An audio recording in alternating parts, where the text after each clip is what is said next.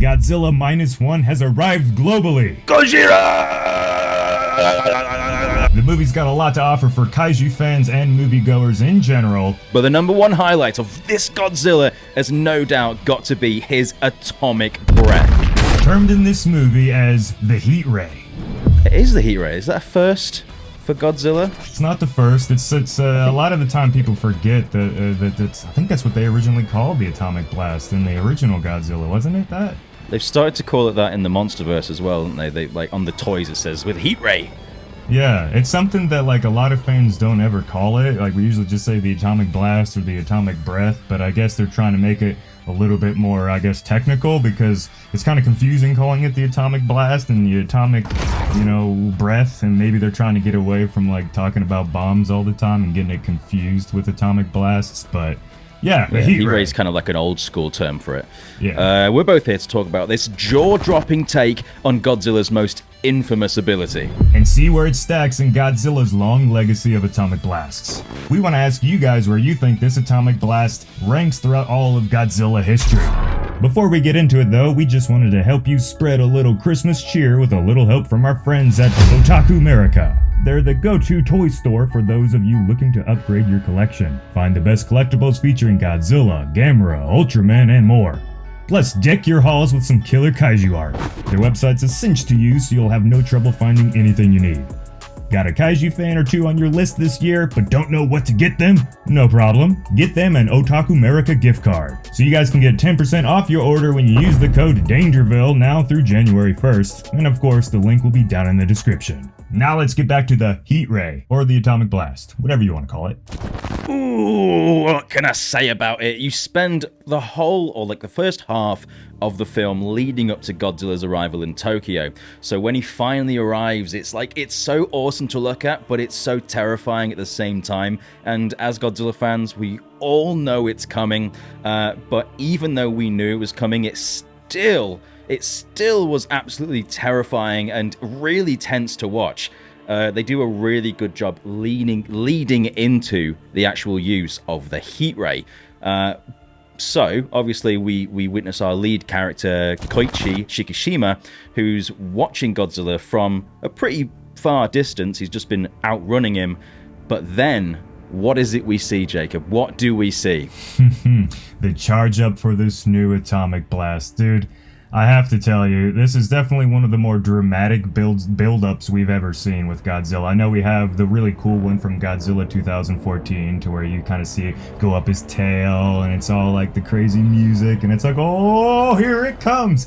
And this one did that as well, but it was a lot more violent. I feel like a lot more kind of scary. The 2014 one, we were like, yeah, it's like our hero's about to do his big bad move, but in this one, it's like the villain's about to do his big terrifying attack. So it's more like, oh, and just seeing all the people down in the watching it, they just gave up. They were just like, they stopped thinking about dying, and they just started thinking about like how impressively just they couldn't take their eyes off Godzilla charging up his attack, and I thought that was really crazy and cool. Yeah, well, they just kind of accepted their fate, which I assume a lot of people actually did when they saw the atomic bomb going off in 1945, Yes. It was very reminiscent of what happened in Hiroshima and Nagasaki, and I think this is the first time where, obviously it's not where his atomic breath has necessarily had the effects of the atomic bomb, but this is the first time where it's actually looked like an atomic bomb and has actually like had that same impact that the blast had, because he breathed the blast, he shot his heat ray out at the distance, and it just looks like a nuclear bomb. And then we just start seeing the buildings crashing, just absolutely crashing and falling down and flying hundreds of feet into the air, and it was brutal. It was genuinely shocking. It really was, and that was something I was going to talk about. The fact that this atomic blast actually had an atomic blast kind of featured to it was really crazy. I mean, that's something, I don't think we've ever seen that with any of the blasts, because they normally just punch through their target and, just work like a laser gun or just a typical projectile weapon that just goes bam, and they, oh gosh. But this goes woo, boom, whoa. So it was very cool, and yeah. It was like, because most of the time on like Shin Godzilla, I think was like such a big moment in that film was the atomic breath. but that was like a really refined laser beam, and the after effects were kind of like the atomic bomb or like the Tokyo fire bombings where the whole city was just in flames, but this was literally just an atomic bomb. He just created an atomic bomb, and it leads to that shot that even though we saw it in the trailer, it's a completely different experience seeing in the film, where it's just Godzilla looking up at the mushroom cloud and he roars. Like, out of context, that's one thing, but when you see it and we see the last survivor looking up, it's like Godzilla's like, yeah, now I've got my revenge. This is what you did to me. I'm doing it back to you. Yeah, he was happy. He was happy that he did it, and I really liked seeing him react to this impressive move. Now, here's a question for you, Al. How deadly was this thing in terms of, you know, like, the amount of people that it killed? Oh, well, it killed thousands immediately. Yeah, I think they said it killed 30,000 people. Yes. Or just him walking through the city killed 30,000 people, and I would imagine that at least, like, 27,000 of those people were from that baboon. You know, yeah. Like, oh gosh, there goes a baboon right there. Yeah. I was really surprised to see that they actually addressed the amount of deaths, because I've made videos in the past where I've tried to talk about how many people I think have died from a Godzilla attack, and this is, I think, the first time for ages where it's been such a high number. I remember in Godzilla vs. Kong, the intro says he killed 8 people, and I was like, come on, you can do more than that. Ooh, 8 people, come on. His 30,000 people, his Toho coming out and be like, this is what he really does. Yeah.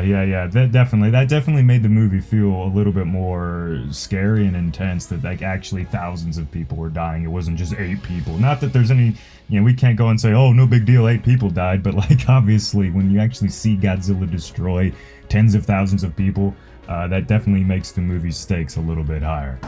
So we've talked about Godzilla Minus One's heat ray. Now we're going to recap some other famous atomic blasts of old, so we can more accurately give our ranking of this new one. So we got the Gojira Heat Ray, we got the Spiral Ray, we got Shin Godzilla's craziness, we got Godzilla Earth doing his gigantic whatever the heck this is, and of course we have Monsterverse Goji drilling down to the Hollow Earth, and his atomic pulse, which was equally as destructive, I'd say, as this new Heat Ray. So it's not all confusing for you. Let's just kind of focus in on one thing at first. Let's talk about the actual presentation of the attack. You know, this attack in Minus One was it was a spectacle, to say the least, right? So where do you think it ranks in terms of visually being pleasing with the other atomic blasts? Visually being pleasing, it's within the top. Yeah, you're a moviegoer. How did you like watching this? I think it was at the top. I think it could have been used a bit more, in my opinion. I think it could have been used actually targeting something, because it was really cool to see it like go into the distance and then explode. But you still kind of want that traditional like Godzilla action where he's just using it like on everything, like we saw in the other ones. Yeah, like, you know, like the classics, like what you expect. But this one does stand out because it is completely different with the way it does it. So I think in that terms, it's definitely top 3. Shin Godzilla, I still think is number 1. I think that was one of the best Godzilla scenes of all time. Just his use of like the fire and then his concentrated heat laser. It's still unique, but you still get that traditional Godzilla carnage that you're looking for. Thing is, I would like to say Monsterverse, but like it wouldn't. It's really good, but it's not like explosive, is it? It's not anything revolutionary. Maybe we'll get that in Godzilla Kong: The New Empire, though. Maybe something in Godzilla Kong: The New Empire will beat it. You know, who knows? You know, I'll have to go back and watch it again, but I think visually this is probably my number 1 in terms of the atomic blast, just because, or the heat ray, whatever you want to call it. Wow. Just because. I agree with you, though. I will say that I do wish that he did it more, and we had maybe like a weaker version of it that he could kind of fire off a little bit more frequently. But I kind of like seeing a Godzilla that wasn't OP with his atomic blast. I mean, we just got Godzilla vs. Kong, seeing that Godzilla shoot it off like it's a semi-auto rifle. Just it was almost a little bit too much. So this one was kind of like a complete contrast in terms of it was just like one, like, boom. It just worked like a big, giant cannon and more than just like a laser kind of pew pew pew pew thing. So I loved it. I can't stop thinking about how cool the atomic bomb explosion with the huge shockwave going off, like that scene was epic. Watching that in IMAX was amazing, and I'm definitely Yeah, I'm pretty solid with it being number one in terms of a visual presentation, but of course, we gotta talk about the actual damage it did, and we kind of mentioned that earlier. Where do you think it ranks in terms of being the most deadly atomic blast? This one's gonna be a little bit harder, I think. It's a literal atomic bomb, so I think it is probably number one. Perhaps number two. The thing is, obviously, we saw Shin Godzilla, and that one was cutting buildings in half, but I still think there was like a city left after it. But I don't think there was anything left after Minus Goji did his thing, because we heard about them rebuilding, obviously, like they did in Hiroshima. Like they started rebuilding immediately. So I think, like Hiroshima, there would have been nothing left. So I think in that level, it is like number one in terms of overall damage. And I think that's a pretty fair take, but I will go and add that I think in terms of being like a concentrated like energy, source of energy, meaning like the actual like impact, not the explosion, not the atomic blast aspect and the shockwave, I feel like that's pretty low. I think this might actually be one of the weaker atomic blasts in terms of like its actual... Oh, because it left an actual ship left, is that what you're saying? Because at the beginning, when he shoots through the ship, it's like a hole in it, but it's still ship.